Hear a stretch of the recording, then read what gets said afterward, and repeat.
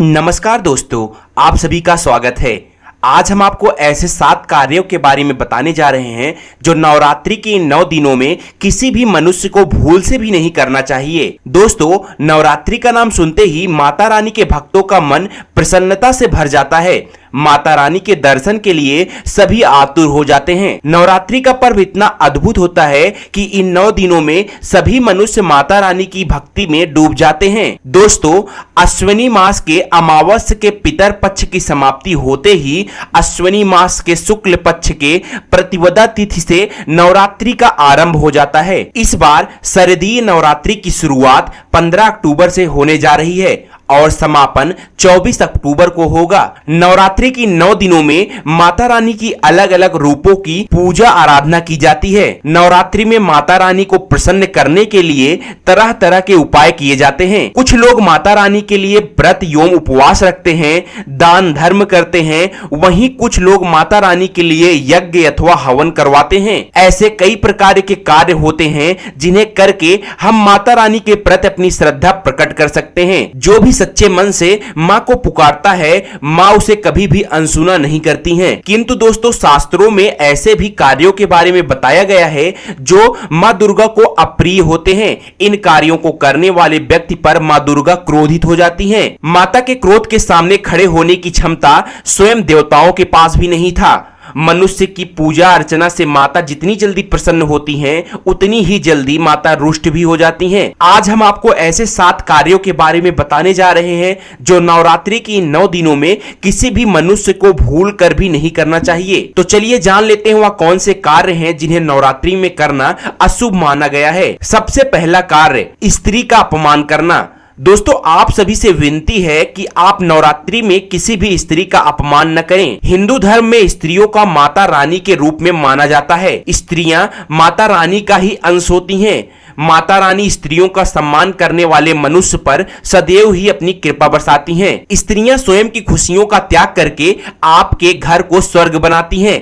स्त्री स्वयं उपवास करके अपने पति की लंबी आयु की कामना करती हैं। जीवन भर अपने परिवार के लिए बिना थके कार्य करती हैं। ऐसी पतिव्रता स्त्री का अपमान करना महापाप के समान होता है। जो मनुष्य नवरात्रि में किसी भी स्त्री का अपमान करता है, स्त्रियों की तरफ गलत भावना से देखता है, उसे मां दुर्गा अवश्य दंड देती हैं। दूसरी बात, द्वार पर आए याचक का अपमान न करें। दोस्तों, नवरात्रि में आपके द्वार पर कोई कन्या, वृद्ध या फिर भिखारी अथवा कोई दुखी भोजन की इच्छा से भिक्षा मांगती है तो उसका भूल से भी अपमान नहीं करना चाहिए अथवा उन्हें खाली हाथ घर से लौटाना नहीं चाहिए। यदि आपके घर में कोई दासी है तो उसका भी अपमान न करें। नवरात्र में उन्हें कुछ न कुछ भेंट अवश्य दें।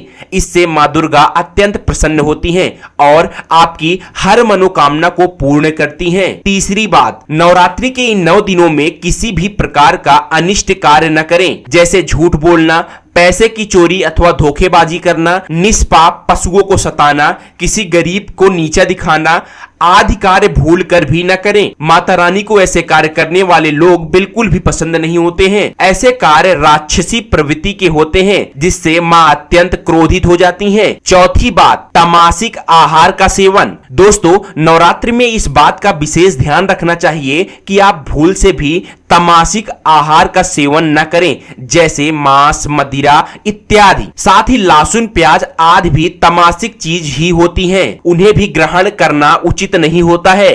किंतु आप मांस का सेवन कतई न करें, नहीं तो मां दुर्गा आप पर क्रोधित हो जाएंगी। नवरात्र में केवल सात्विक आहार को ही ग्रहण करें। पांचवी बात, शारीरिक संबंध। माता रानी की कृपा पाने के लिए नवरात्रि के 9 दिन भूल से भी शारीरिक संबंध न बनाएं। जो भी मनुष्य व्रत का पालन करता है उसे तो भूल से भी शारीरिक संबंध नहीं बनाना चाहिए। जो व्यक्ति नवरात्रि के 9 दिन ब्रह्मचर्य के व्रत का पालन करता है, मां उसकी हर इच्छा पूरा करती है। छठी बात, घर को खाली न छोड़े। यदि नवरात्रि का कलसा आप अपने घर में स्थापित किए हुए हैं तो आप अपने घर को कभी भी खाली न छोड़ें। घर में किसी न किसी को अवश्य रुकना चाहिए। नवरात्रि में मां आपके घर में किसी भी क्षण प्रवेश कर सकती हैं। ऐसे में घर बंद हो, घर में कोई उपस्थित ना हो तो मां की कृपा आपको प्राप्त नहीं होगी। यदि घर में कोई नहीं होगा तो बिल्ली आदि कलश को गिरा सकते हैं, जिससे बहुत ही बड़ा अपशगुन माना जाता है।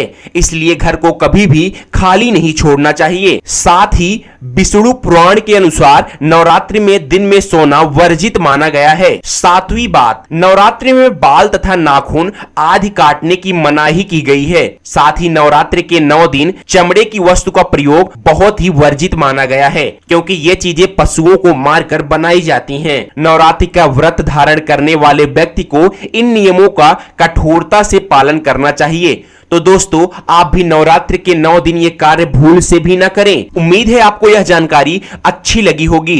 वीडियो को लाइक जरूर करें, कमेंट में जय मां दुर्गा अवश्य लिखें। साथ ही चैनल को सब्सक्राइब कर लीजिएगा। धन्यवाद।